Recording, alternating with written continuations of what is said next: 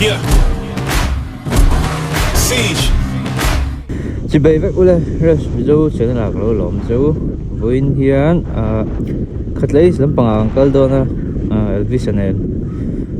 Obeda Enterprise uncle Dona chuan hemi door hi ấy rồi là bike parts nào hay chạy na emo ang accessory sang sang ang chi cái tiếng anh rồi na chuan cái xe đã chuan anh ti tom bera hemi te hen chuan wholesale ang te balan pe thein ka ria chu kang kal dona te mission vega tang he kan peng phei mai anga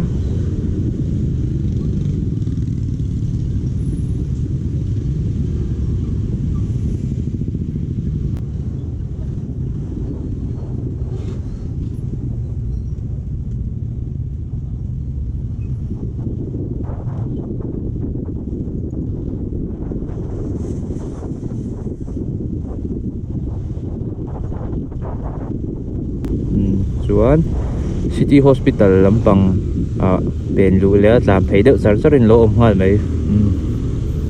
akong ti lan pain ti hian ka han tlam phenga no en mai don nia om na chu khatla i sa nia ramni hi salam kulikon lampang apo son toran ne an dor pui tak zo chuan tuna an hon thar hi khatlai sama hen pakhatan hong thara hi kan va tlo tur chu nia chu jok chu kan tlo tur chu nia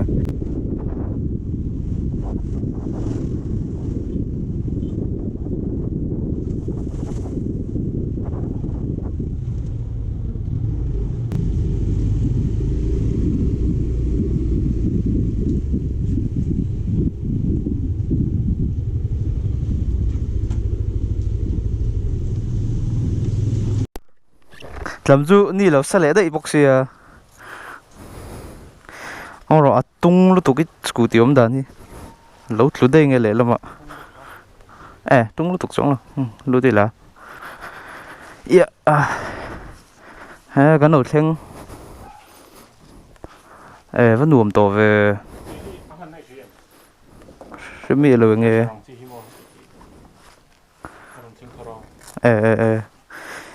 i LED signal light vel flash nang si eng tia ka shabik lo hei vai ho hen tia tlan chak vel pa ti phe joi joi hin nu warrior wa se khang vel ang khan ni ka ring helmet te bike parts ba ka hen hei car vo tu lam pang mo 4 wheel lam pang po hello iten kola hen hi dor dang ain anti klom jok temang Ridex Polaris SMK Stellar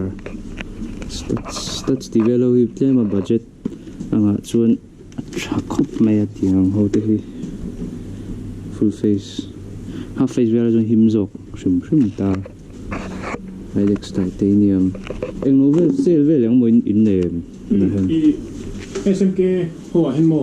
tu na hen 10% off mo chuan Ridex Polaris ho hen 10% off to Polaris su heng ho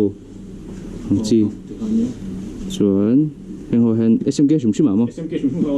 SMK shim 10% off grip ho RCB grip hei hi eng za nge zali som ngain pe thai ni hei poi mun dang ain tlom RCB grip po hi mun dang a zaruk an ti tlading ga ria mun dang ti han soi chan bi kan nei mi lo ne mà sẽ in sẽ thấy mấy anh ta hay là lom đấy rồi này chú Porsche bé một tiếng đi gạt té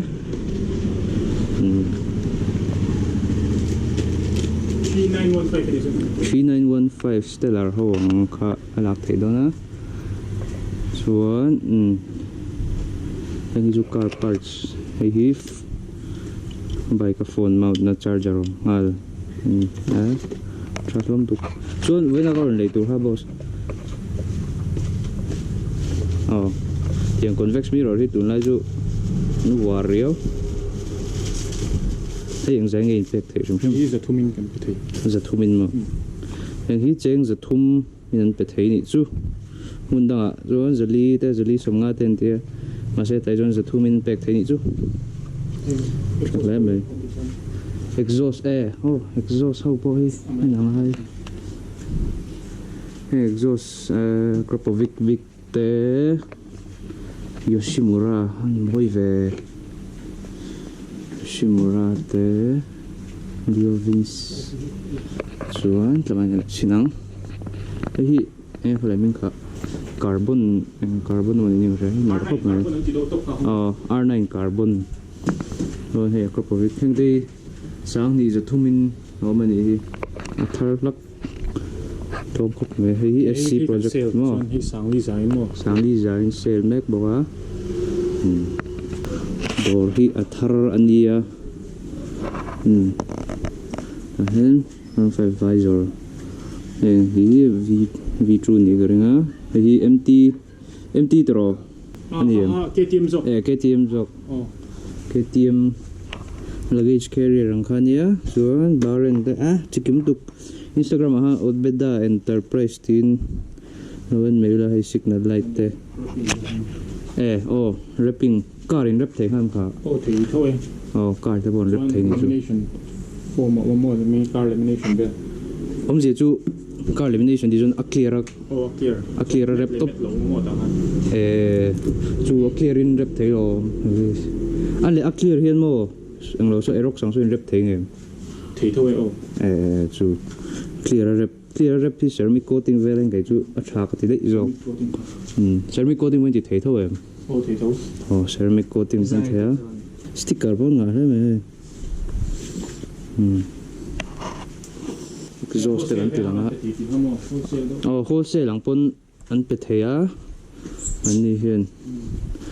mình hi atlom về với cái này mày tại chuan neta price iPhone a chen zu an titloma ai zo la han tlom ber do top mai ni tai dor mo kan ne mo access le ray le en to ka access ray and torque helmet te zu tiếng hi ka khum thina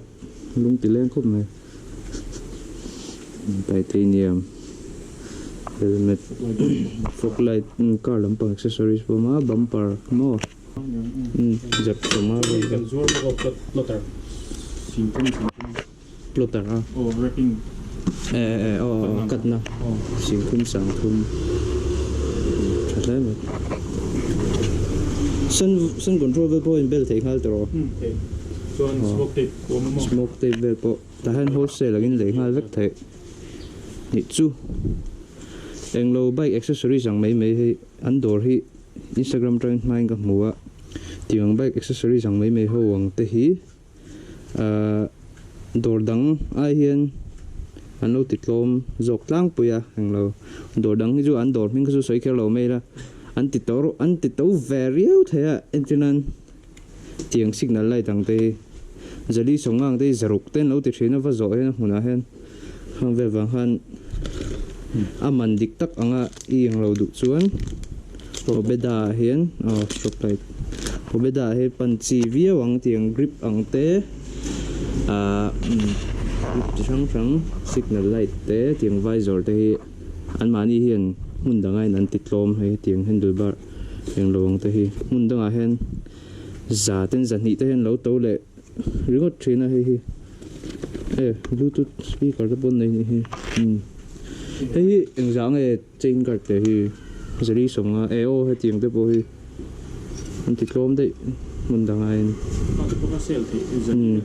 giờ đi về đến sale thì hiện thì nên ta khan just mình đang ở rất seri sáng khát tới cái chuyện nó chẳng lẽ hàng về khan ya Eloy po thì nó hay negative film đi mua bây giờ rồi thì về là cùng là khúc này một con chỉ thôi nè mo trong ao viên này trong ao viên bẹt hết chặt lấy mày ấy Jawa tới bốn này Jawa có lại cái gì thế banton cái bộ một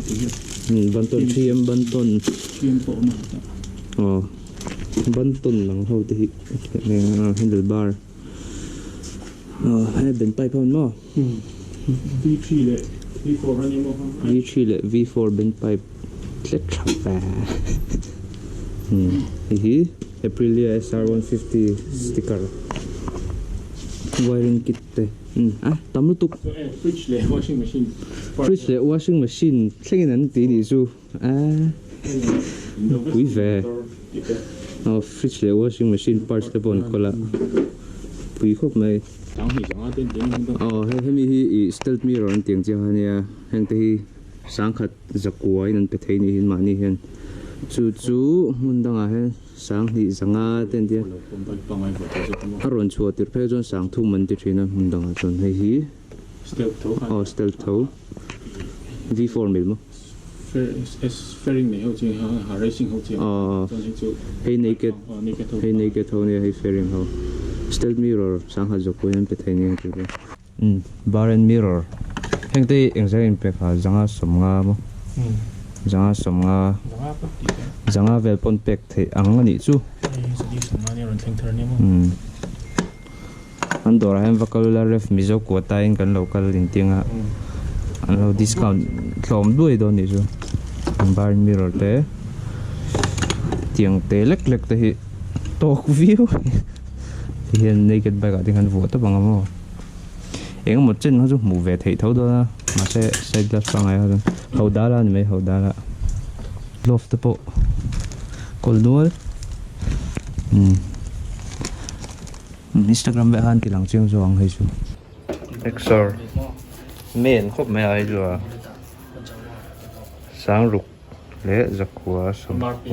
MRP thấp ai lom pon gần của tên và pek tên chú Delta ID na Fox Slider te cái này MRP rất squeegee rep na si te pa om za ka hindi bullet headlight ami cái fog lamp sorry bullet headlight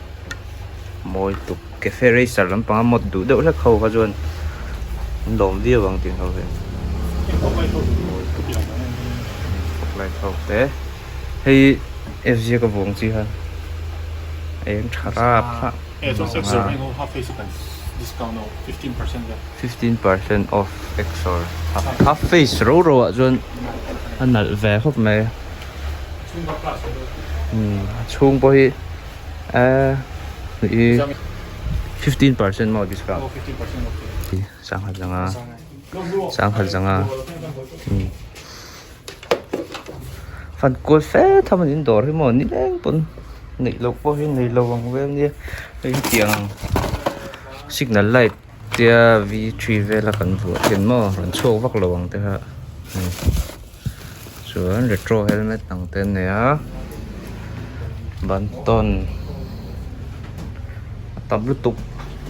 speaker system, wiring kit, helmet sang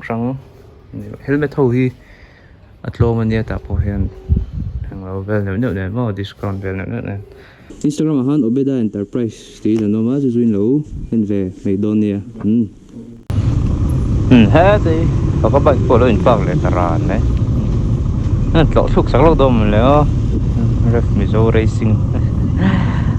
Cái lắng, rồi tới nè.